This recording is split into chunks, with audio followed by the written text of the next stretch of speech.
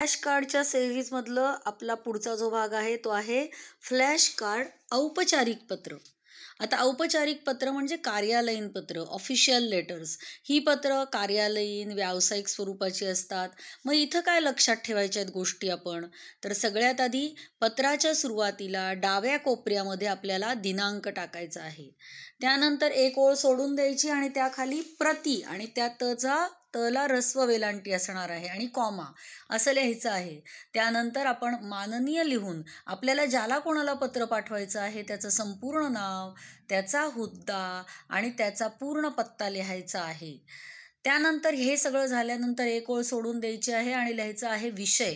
जो विषय आहे तो अत्यंत मोजक्या शब्दामध्ये लिहायचा आहे की ज्यातनं पत्र कशाबद्दल आहे हे समोरच्याच्या लगेच लक्षात येईल.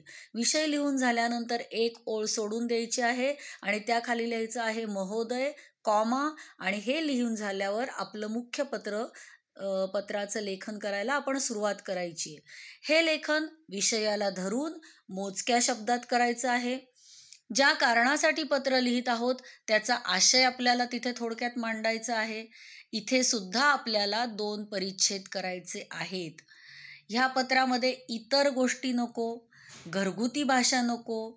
आपली जी काही भाषा असेल ती आदरयुक्त असली पाहिजे.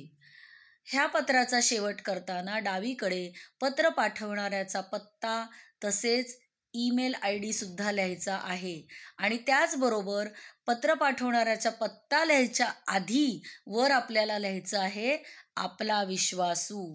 बरोबर आहे? प्रश्नपत्रिकेमध्ये तुम्हाला पत्र लेखनासाठी पत्राच्या 2 कृती दिलेल्या असतात. यापैकी कोणती तरी एकच कृती सोडवायची असते. या प्रश्नांमध्ये निवेदन, जाहिरात, सूचना, फलकावरील सूचना, निमंत्रण, बातमीचे शीर्षक, बातमी या प्रकारची वेगवेगळी माहिती आपल्याला चौकटीमध्ये देतात आणि त्याचा आधार घेऊन पत्रलेखनाच्या कृती दिल्या जातात. त्यामुळे जी काही दिलेली कृती आहे म्हणजे प्रश्नपत्रिकेमध्ये त्यांनी जे काही लिहून दिलेलं आहे ते आपण लक्षपूर्वक वाचायचं आहे आणि त्यानुसार काय लिहिणं गरजेचं आहे हे ठरवायचंय आणि त्याप्रमाणेच कृती सोडवायची आहे. कारण कृतीतील सगळे मुद्दे, त्यांनी विचारलेले सगळे मुद्दे, सांगितलेले सगळे मुद्दे आपल्या पत्रलेखनामध्ये येणे आवश्यक आहे.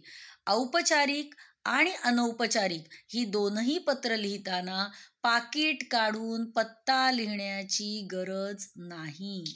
राहील लक्षात? बाय.